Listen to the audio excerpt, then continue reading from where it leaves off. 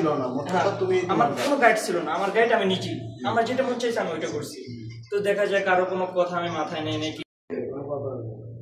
আসসালামু আলাইকুম ভিউয়ার্স। তো প্রতিনিয়ত আমার চ্যানেলের ভিডিওগুলো যারা দেখছেন বা লাইক কমেন্ট শেয়ার করছেন তাদের সকলকে ধন্যবাদ। তো আজকে যে বিষয় সেটা হলো যে রনির লাইফ স্টোরি। রনি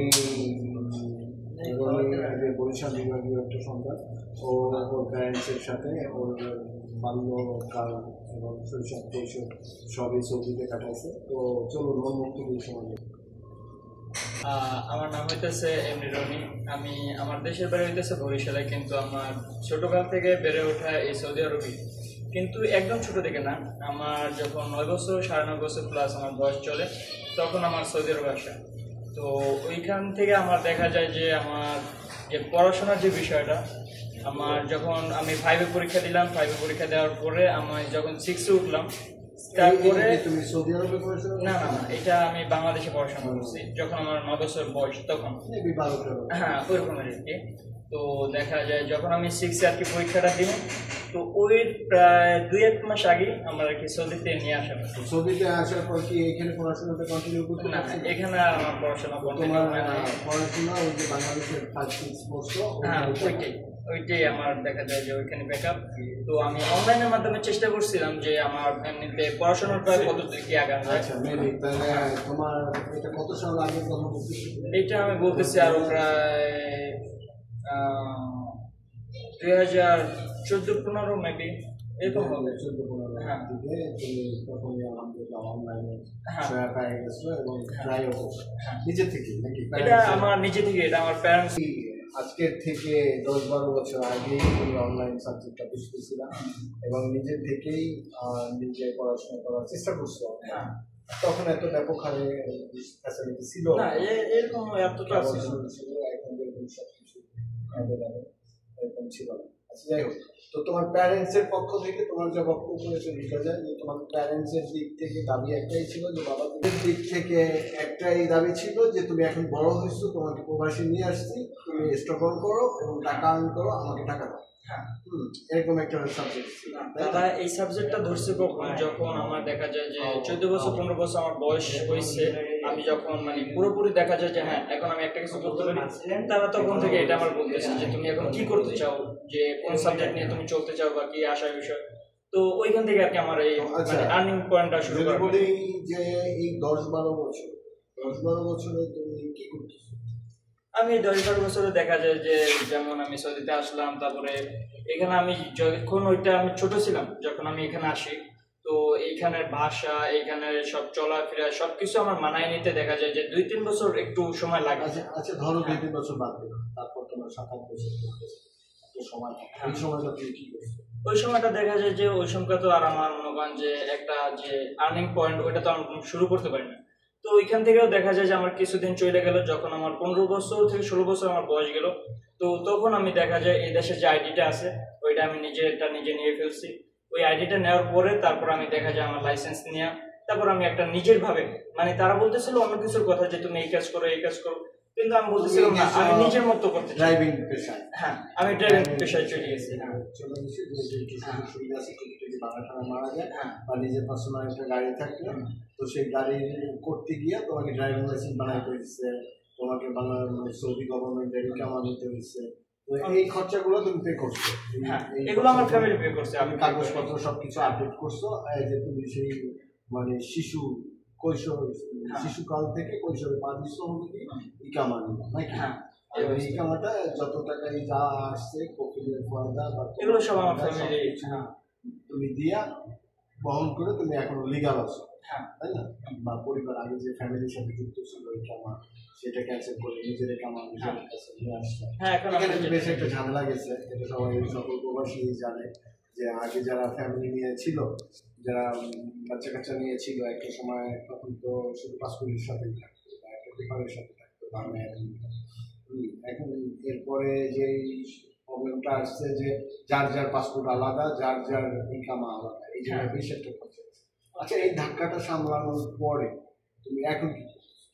আমি এখন বর্তমানে দেখা যায় যে আমি যখন চিন্তা ভাবনা করলাম যে হ্যাঁ আমি একটা ড্রাইভিং পেশা যাই, এখানে হয়তো আমার কিছু হইতে পারে, আমি অনেকের কাছ থেকে সাজেশন নিয়ে তারপরে গেলাম, কিন্তু এটা দেখা যায় আমার একটা রং পয়েন্ট।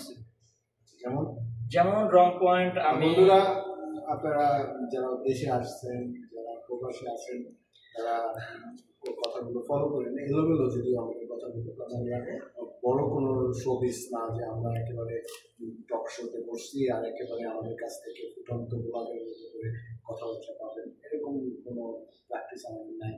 আমরা জেনারেলি যেভাবে চলাফেরা করি, যেভাবে কথাবার্তা বলি, ওগুলোই র্যান্ডম করে রেখেছি এবং আপনাদের সাথে তুলে দিচ্ছি। যা আমার ভিডিওতে দেওয়া আছে যে আমার সারা দিনের প্রবাস জীবনের সারাদিনের এলোগুলোই আমি আপনাদের সামনে তুলে দেবো। মনে হয় দেখবেন, মনে হয় দেখবেন। ধন্যবাদ। তবে এখানে আমার একটা কথা আছে, সবাই আমার লাইফ থেকে একটা শিক্ষা নিতে পারবে।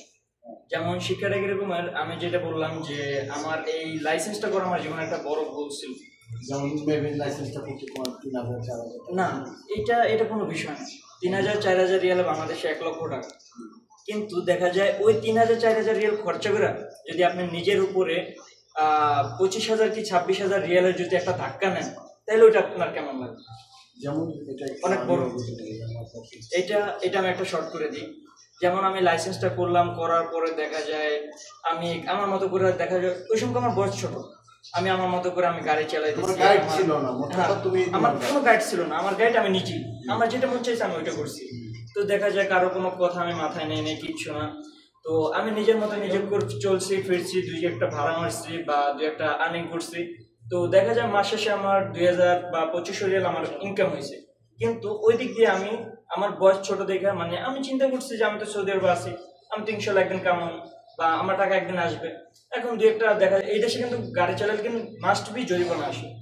তো আমার ওই জরিমানা দেখা যায় 100, 200, 300, 3,000 এগুলো তুমি পে করো না? হ্যাঁ, এগুলো আমি কোনো পে করিনি, ইগনোর করছো? হ্যাঁ, সবকিছু আমি ইগনোর করেছি। যারা ড্রাইভিং আছেন সৌদি আরবে, যারা ড্রাইভিং পেশায় আছেন, আর এখন তো ব্যাপারগুলো অনেক হার্ড হয়ে গেছে, চাইলেও কেউ পেন্ডিং রাখে না বা রাখতে পারে না, সবাই পে করে।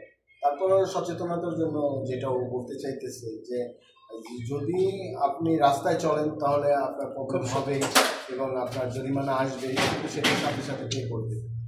কারণ এগুলো লেদি করলে হয়েছে কি, আপনি ভাববেন যে কালকে দিবেন, কালকে দেখা গেছে আরেকটা জরিমানা চলে আসছে। এইটা হচ্ছিল ওর বলা নাকি? হ্যাঁ, তো এরকম করতে করতে দেখা যায় এক সময় আমি যখন আমার আফসার চেক দেই, আমি চিন্তা করছিলাম যে সর্বোচ্চ 7 থেকে 8,000 রিয়াল আমার গ্রামে আসতে পারে। কিন্তু এইখানে আমি একটা মানে এমন একটা চমক পাইছি যেটা বলার বাইরে। আমি আমার আকামা চেক দিয়ে দেখতেছি আমার আকামায় 26,000 রিয়াল গ্রাম আছে, যেটা বাংলাদেশে দাঁড়ায় গিয়া প্রায় 8-9 লক্ষ টাকা। তো ওইটা দেখা যায় যখন আমি এইটা দেখলাম, তখন আমার নিজের ভিতরে নিজে ফিল হইলো যে না, আমি যেগুলো করছি এগুলো আসলে ঠিক করিনি, এগুলো আমি ভুল করছি। হ্যাঁ, এটা ঠিক। বন্ধুরা দেখলেন, আপনারা বুঝতেই পারতেছেন। কেউ আবার ভিডিওটা ওর কথাগুলোকে ফলস মনে করবে, কারণ ফলস মনে করার না কারণ হলো কি, যেটা আমি যদি ধরতাম যদি ফলস মনে হয়, এটার কারণ হলো এখন 2025 আর ও যেই সময়গুলোর কথা বলতেছে মেবি যদি 14 বা 12-13-তে সৌদিতে ঢুকে বা 17-18-তে, তখন আমাদের এত অ্যাপস ছিল না অ্যাভেলেবেল, বা এই যে এইটা সেইটা যতগুলো আছে এগুলো এত আপডেটও ছিল না। আর আমরা অনলাইনে ঢুকে একটু পর পর আমাদের প্রোফাইল দেখতাম না যে কত টাকা গ্রাম আসছে, কত টাকা অ্যাকাম আসছে, এইসব আমরা ফলো করতাম। তো ওই সময় যখন নাকি ম্যানুয়াল থেকে ডিজিটালে হয়েছে, তো ওই সময়কার কথাগুলো বলতেছে। আর এখন তো 100% করে আপনার এখন সবাই অ্যাক্টিভ আছে যে আমার গ্রাম আসছে, আমার জরিমানা আসছে 50 টাকা বা 100 টাকা, বা সপ্তাহে একদিন বা মাসে একবার, বা নোটিফিকেশন চলে আসে। তো এই ফ্যাসিলিটিগুলো আগে ছিল না, সেই সময় তোর কথা বলতেছে। তো দেখা যায় এটা যখন গেল, তো মানে অনেক কষ্ট করে আমি দেখা যায় এখনো আমার ব্যবসা প্রায় 5,000-6,000 রিয়াল এখনো বাকি আছে। তো অনেক কষ্ট করে আমি ওইগুলো সবকিছু পরিশোধ করলাম। আমি গাড়ির জগৎ থেকে এখন একদম দূরে আছি। তো এখন আমি সবকিছু ছাইরা দেখা যায় আমিন ভাইয়ের আন্ডারে আসলাম। আমি টুকিটাকি কিছু কাজ জানি, আমি অতটাও কাজ জানি না। তো এখন বর্তমানে এনার কাছ থেকে আমি কাজও শিখতেছি, পাশাপাশি এনার গ্রুপে আমি জয়েন দিছি। জয়েন দেওয়ার পর এখন এনার সাথে আমার কাজ চলতেছে। আগেরটা তো আগে সামনে কি হবে ওইটা তো সবকিছু ঝাইরা ঝাইরা এখন ফ্রেশ লাইফে আছে। এখন আলহামদুলিল্লাহ আমি ভালো আছি, আমার ফ্যামিলি ভালো কিছু সাপোর্ট করা যায়। আমি আগের মতো করে মানে খাই ভাব হ্যাঁ না, আগে আগে যেটা গেছে ওইটা ওইটা পিছনে গেছে, ওই রকমের তো আর চলা যাবে না, কারণ আমি নিজেই তো বুঝি। ছোট, অনেক ছোট, সামনে বয়স রয়েছে। যাই হোক, প্রবাসী ভাইরা বা দেশি ভাইরা সবাই দোয়া করবেন ছেলেটার জন্য। আমার দেখা দৃষ্টিতে সপ্তাহখানেক আগে দেখেছি, যথেষ্ট ওয়েলডান একটা ছেলে। তো ওর জন্য সবাই দোয়া করবেন, সাপোর্ট করবেন। আর যারা দেশের থেকে আসে নতুন, তোর বয়সী যারা ঢুকে, এদের জন্য যদি কিছু এখন আমার চাইতেছে। হ্যাঁ, এখন আমার বলা শর্তে আমি একটা কথাই বলবো, যারা দেশ থেকে আমার বয়সে যারা ছোট আসতেছে, দেখা যায় আমাদের বয়সের যে ব্রেনটা, এটা কিন্তু দেখা যায় অনেক কিছু কিন্তু ধরে রাখতে পারে। তো সবাই আসার সময় অনেকে দেখা যায় যে বলে হ্যাঁ আমি এই কাজ শিখবো, এই কাজ শিখবো, 10-12টা কাজ একটু একটু শিখে তারপর আসে। 10-12টা কাজ শেখার দরকার নেই, যে কোনো একটা কাজ মাস্ট বি পুরোপুরি শেখার পরে তারপরে সৌদিতে পা রাখা ভালো। যেমন তুই কি সাজেস্ট করিস? যেমন আমি সাজেস্ট করি ওয়েল্ডিং আছে, ইলেকট্রিশিয়ান আছে এবং প্লাম্বার আছে।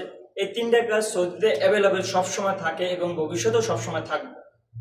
তো এই তিনটা কাজ শেখা সবচেয়ে ভালো। আর ড্রাইভিং জগতে আমরা না যাই, এটা দেখা যায় আমাদের বয়সী যারা আছে এনাদের জন্য ড্রাইভিং না আসলে। আচ্ছা, যাই হোক বন্ধুরা, ও যেটা বলতে চাইছিল সেটা হলো যে ওর কথা হয়েছে এলোমেলো অনেকগুলো, আমি সব জানতা না হইয়া একটা জানতা হয়ে আসেন, মানে এক সাবজেক্ট নিয়ে আসেন। কারণ সব জানতা হলে আপনাকে ঘর মোছার থেকে শুরু করে গাড়ি দেওয়ার থেকে শুরু করে সব করা যায়, এগুলো ভ্যালুয়েবল, এগুলোর কোনো মূল্য নেই। আপনি যখন কিছু শিখতে চাইবেন, ইয়াং জেনারেশন যারা আসে, প্রবাসে আসতে চাও, বাবা নিয়ে আসবে, মা নিয়ে আসবে, বা কিস্তির টাকা উঠে বিদেশে আসবে, তাদের সকলের প্রতি একটাই অনুরোধ যে আসো বা পাবো। এখনো প্রবাসে ভালো খারাপ মিলে সব কিছু চলতেছে, চলবে, আর লোক আসবে আর কেউ চলে যাবে, এটাই নেই। তো নতুনদের উদ্দেশ্যে একটাই বলা যে আসো, তবে কাজ শিখে আসো, অবশ্যই কাজ শিখে আসো। আর যাই ও যেগুলো সাজেস্ট করলো, যেমন ইলেকট্রিশিয়ান, তারপর বাংলাদেশে বলে স্যানিটারি মিস্ত্রি, তারপর এসি মেকানিক, এইসব ওয়েল্ডার, এইসব কাজ শিখে আসলে মোটামুটি এখানে কাজের ডিমান্ডগুলো। এই কাজে তো এই ছিল আজকে আমাদের আলোচনা। কাজ চলতে চলতে আমাদের ভিডিও বা কথাবার্তা এলোমেলো ভিডিওগুলো দিতে থাকবে। ধন্যবাদ।